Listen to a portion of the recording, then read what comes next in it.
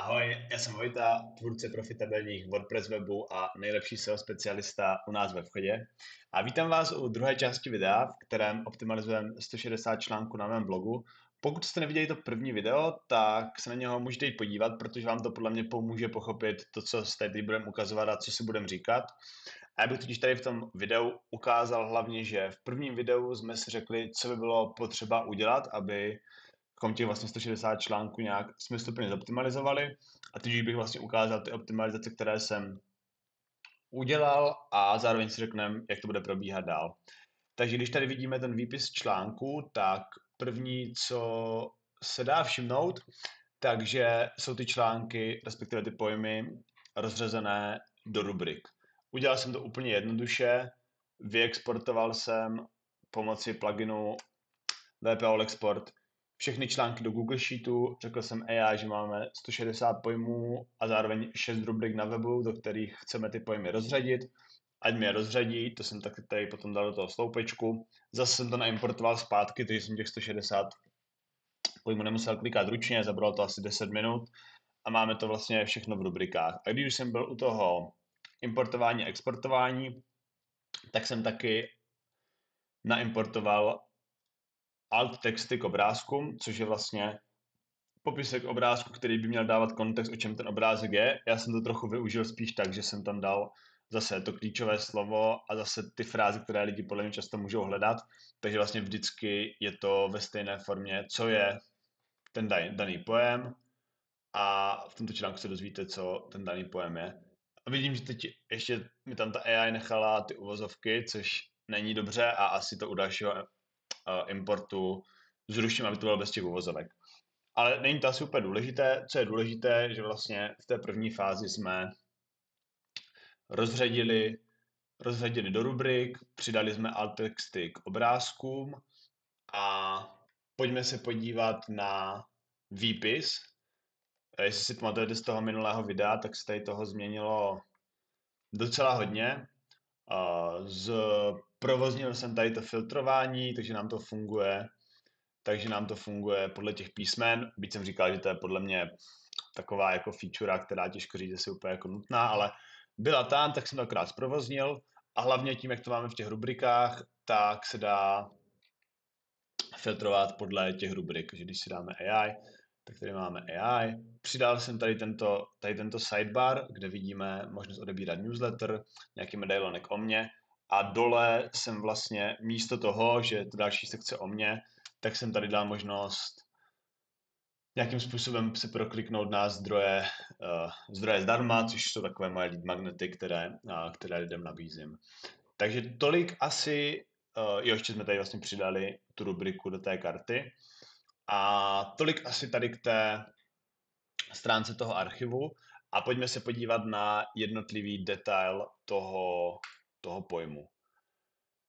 V tom detailu se změnilo především to, co je tady, že je tady nově navigace, předchozí a další pojem a tento pojem je zrovna prázdný, takže to je a není jediný očividně, takže to je samozřejmě něco, co potom bude potřeba opravit, ale to jako není problém toho webu, to je problém toho, že tam mám prostě příspěvky, které nemají obsah, ale jako většinou to vypadá takto, že mám ten pojem dole tu navigaci, potom jsem tady udělal příbuzné pojmy, kde se vlastně vypíšou všechny pojmy z té stejné rubriky. Jak jsme se bavili o tom interním prolinkování v minulém videu, tak toto je, jak jsem to vlastně pojmul, že se tady zobrazí všechny, akorát je to omezené, protože by to bylo nějak nekonečné. Možná tam přidám nekonečné načítání potom, že se to bude načítat nekonečně, ale zrovna v online marketingu těch pojmů je strašně hodně, takže jsem si řekl, že to nějak omezím. Přidám tam asi to nekonečné načítání. A co jsem ještě přidal, tak jsem přidal příbuzné články, což jsou zase tři články nejnovější z té dané rubriky. Jo, takže když se pak tady v té encyklopedii podíváme třeba na AI, tak vlastně se dá všimnout dole, že je to jako velice podobné, akorát příbuzné pojmy jsou jenom dva a příbuzné články jsou tady tři, jako zase z té rubriky AI. Když už jsme u těch rubrik, tak další věc, co jsme udělali, takže na stránku archivu té rubriky, vlastně kde se, to je prostě, normálně byste tady měli vypsané články z té rubriky, já to mám trochu customizované, takže co jsem ještě přidal, tak tady vlastně na stránku té rubriky zase dole pojmy z rubriky AI a tím pádem jako zase mají linky. Takže už jen tím, jak jsme vlastně upravili tu šablonu, tak se dá říct, že toho přiskočilo hrozně moc toho interního prolinkování, protože každý pojem má vlastně dole odkazuje na další pojmy, takže jako navzájem se to provazuje. Takto potom z rubriky se vlastně odkazuje na ty pojmy, z těch pojmů se přes drobečkovou navigaci odkazuje na tu rubriku a vlastně celkově se to mnohem jakoby více provázalo, což je věc, kterou jsme určitě chtěli. No a poslední věc, kterou si ukážem, kterou jsem zatím udělal a která podle mě je hodně důležitá, tak je, jak vyřešit ten call to action. Já jsem přemýšlel první o tom, to jsem říkal v tom minulém videu, že bychom vždycky měli tady třeba nahoře banner a měli bychom třeba 3 druhy bannerů a vypodmínkovali bychom to, že podle toho, v jaké rubrice ten pojem je, tak podle toho by se tam zobrazil ten banner. Ale pak jsem si říkal, že mnohem lepší je, že zrovna tady toto je něco, jako pořád je to 160 pojmů, není to jako 16 tisíc, takže že 160 pojmů člověk prostě nakliká jakoby za chvilku a je lepší podle mě mít nějakou jako granulární kontrolu nad tím, kam ten banner umístíme. A udělal jsem si proto vlastně blog v Gutenbergu, takže můžeme se podívat na to, jak to vypadá. Když tady máme nějaký pojem, třeba dashboard, tak vidíte, že to je v Gutenbergu. To, že jsou ujeté ty nadpisy, toho si nemusíme všímat, to je vyloženě, protože jsem tam nějakým způsobem experimentoval s tím stylováním a čeká mě to opravit. Ale co je důležité, že jsem si udělal tady v Gutenbergu blog, který se jmenuje článek banner a když na něho kliknu, tak se mi to objeví, já si tam všechno můžu přepsat. Takže dejme tomu, napíšeme si tady třeba zajímá vás online marketing, podívejte se na zajímá vás online marketing, podívejte se na nejlepší zdroje, které sleduji. Jde o tabulku více než 30 zdrojů, kterou pravidelně aktualizuji. Tady dáme obrázek právě té databáze a zjistit více dáme získat databázi a povede to, já si tam prokliknu, ať to napíšu dobře, povede to sem, takže dáme do tlačítka to URL a to zaktualizujeme. A já ještě pak chci ukázat s tím jednu věc, jo, musím promazat cache. Jo, ale teď nám tady vyskočí ten banner a ještě chci ukázat jakoby jednu věc. Jo, já jsem to neuložil asi. Pardon, tak to ještě jednou uložíme a promažeme cache. Jo, a už to tady máme. Když na to klikneme, tak se nám to otevře. A já chci ukázat ještě jednu věc, jak to budu dělat, protože i když jako jich 160 není to moc, ale stejně si myslím, že tu práci můžeme usnadnit. Takže já si tady podívám ještě jednou na ten text. Zajímavý online marketing, podívejte se na nejlepší zdroje, které sleduji. Vykřičník, jde o tabulku více než 30 zdrojů, kterou pravidelně aktualizuji. Tak, a já si vemu ten blok, celý ho skopíruju a tady v tom výpisu, já vím, že třeba tady ten blog, jo, dělal jsem ho na online marketingu, takže si tady vyfiltrujeme online marketing a co můžu jednoduše udělat, tak si otevřít prostě pár těch pojmů a normálně CTRL-V sem ten blok takto vložit.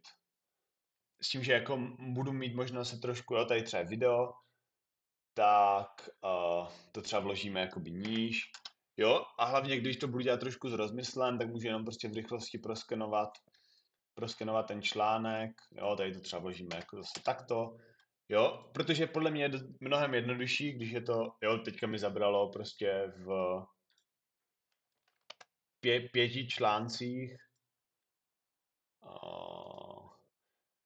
v 5 článcích by to zabralo prostě půl minuty, jo, takže těch 160 by mi mohlo zabrat, kdyby půl hodiny nebo 3/4 hodiny, ale budu schopný přesně si říct, jakoby kam to chci, budu schopný třeba odkázat na něco jiného, změnit tu textaci, jo, že třeba teď jako to bylo s online marketingem, někde by se mohlo hodit, jako zajímají vás třeba online kurzy, protože v té tabulce zdrojů máme kurzy. Prostě budu to moct trošku změnit a podle mě to je jakoby hrozně dobře jako využitý čas.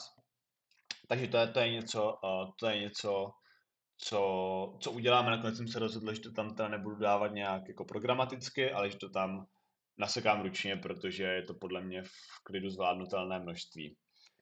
Jinak kvalitu obsahu jsem zatím neřešil až tolik a budu vyloženě si vyfiltruju tady podle návštěvnosti těch pojmů, tady jdeme možná úplně dobře vidět, tak přiblížím. A prostě průběžně jako budu ty pojmy přepisovat a upravovat. A nicméně jako to už půjdu jako jeden po druhém. A jak jsme si včera ukazovali, prostě nechal jsem si v té tabulce udělat ty linky, kam to má být prolinkováno, zase to prolinkuju s těma článkama. A to už jako je věc, kterou budu dělat průběžně a která mi zabere třeba měsíc, takže to už nebude obsahem tohoto videa. Ale jestli vás to zajímá, jako jak to budu optimalizovat, už ten konkrétní obsah, tak vlastně v tom minulém videu to celé vysvětluju. A poslední věc, kterou dneska uděláme, tak je, že si v analytickém nástroji, který se jmenuje UserMaven a je to něco jako Google Analytics, jen takové fakt zlobotomizované, mnohem jednodušší pro mě, přehlednější, tak si tady přidáme poznámku. Přidáme si tady poznámku, která se bude jmenovat optimalizace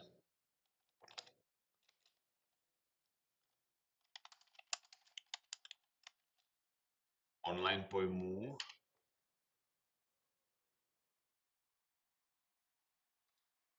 Tady si tu poznámku vytvoříme. A co nám to vlastně umožní, tak když si teďka dáme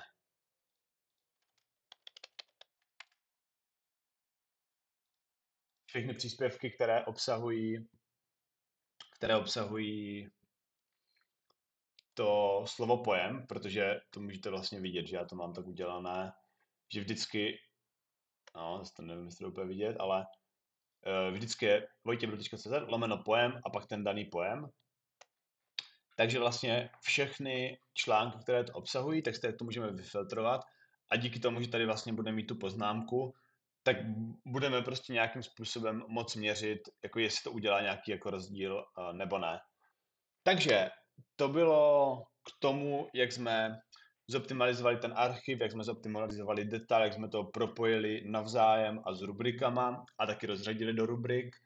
Myslím si, že to bude mít pozitivní efekt určitě a moje taková můj odhad, který se může jako samozřejmě mýlit, ale typu, že to klidně může udělat třeba 20% na návštěvnosti jenom tady těma úpravama, které mi zabraly pár hodin. A když ještě začneme přepisovat ten obsah, tak si myslím, že to může jako opravdu vyletět, ale to už rozhodne budoucnost. Já jsem rád, že jsem tady to video líbilo a že jste dokoukali, díky moc za to. A kdybyste chtěli, tak každou středu máme na YouTube od 8 hodin stream, kde vlastně řešíme taková a podobná témata.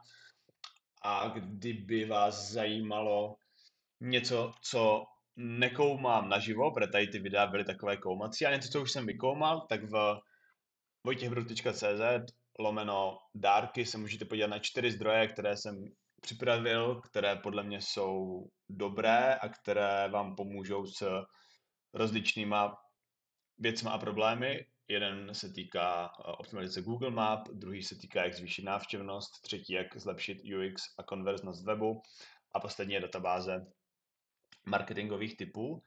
Takže jestli vás něco takového by zaujalo, tak to najdete u mě na webu wojtěchbruk.cz/dárky. Když video lajknete, tak já budu moc rád, protože nás pak tady bude víc a budou zajímavější debaty. No a cokoliv by vás napadlo, tak se mě klidně ptejte a mějte se krásně u dalšího videa. Ahoj.